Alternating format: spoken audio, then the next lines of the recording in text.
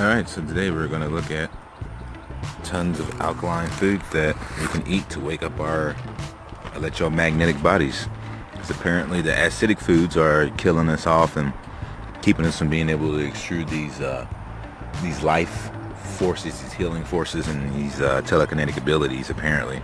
So let's just take a look at some of these. I left a list in the info box if you want to just copy and paste that list. Maybe in your next time you go grocery shopping, you might want to go and check out some of these different alkaline foods.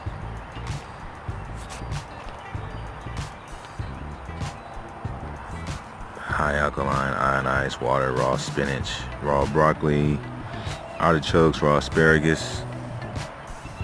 Notice that they say mostly things that are raw.